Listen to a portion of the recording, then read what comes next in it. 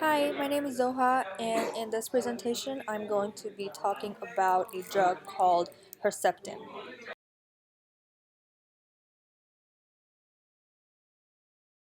Next, we're going to talk about the mechanism of action for this drug. So, a little background. Herceptin is a monoclonal antibody used for the treatment of certain types of breast and gastric cancers by targeting a specific protein known as human epidermal growth factor receptor 2, and we can call that HER2. So the mechanism of action of Herceptin involves blocking of the HER2 signaling, which leads to decreased cell proliferation and increased cell death, which is also called apoptosis. So, HER2 signaling plays a critical role in the G1/S transition in the cell cycle, which is the point where the cell decides whether to proceed to DNA replication and cell division or just exit the cycle and enter a dormant state.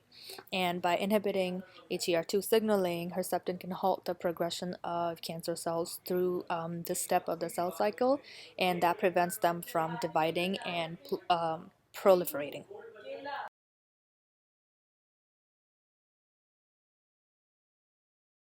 Here I'm going to talk about the primary article that I used for slide number 3. So this was a study that was done by NADA and the colleagues, and they investigated the effects of Herceptin on the proliferation and survival of HER2 overexpressing breast cancer cells. Here's a figure that I'm going to talk about, and it shows the results of cell proliferation assay conducted in the presence and absence of Herceptin. So the key question that the authors asked was, does Herceptin inhibit the proliferation of HER2 overexpressing breast cancer cells? And their experimental design was something like this. So cells were treated with increasing concentrations of Herceptin for 72 hours, and cell proliferation was measured using an MTT assay. And the data that you can see here, it shows a dose-dependent decrease in cell proliferation in the presence of Herceptin, indicating that the drug inhibits the proliferation of HER2 overexpressing breast cancer cells. And they did this multiple times just so that we could get a good result.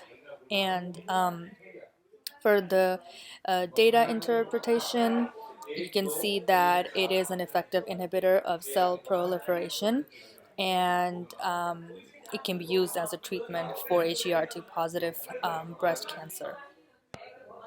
And also, I wanted to add, as you can see on top of each row for the 4 essays, there are abbreviations. There's ER, which means estrogen receptor, PR means progesterone receptor, S is for sensitive, R is for resistance.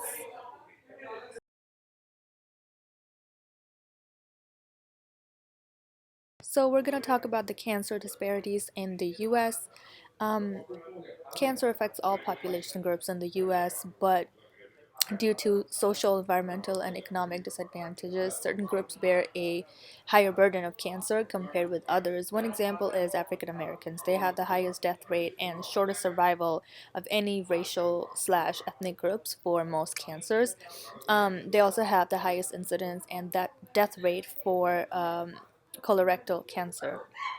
And another example is people living in rural areas, which if you know anything about the rural areas compared to the urban areas, you know there are differences in everything.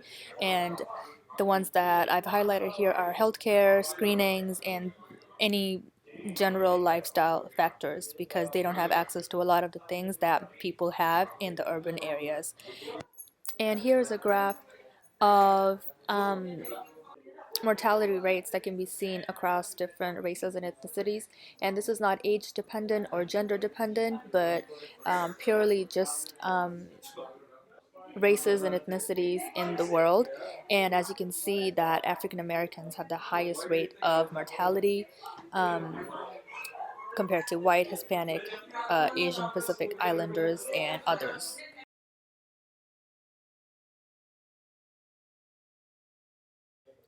Overall, I think it is not easy or fast to overcome a disease, whether it is a cancer or basically just a flu or fever, because everything requires its own strategies and different things that you can do.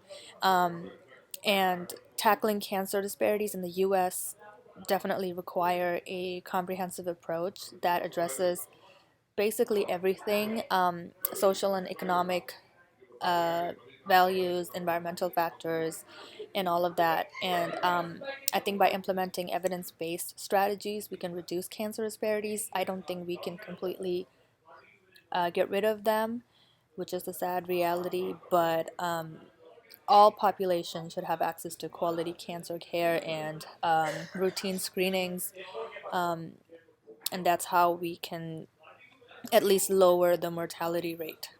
Thank you.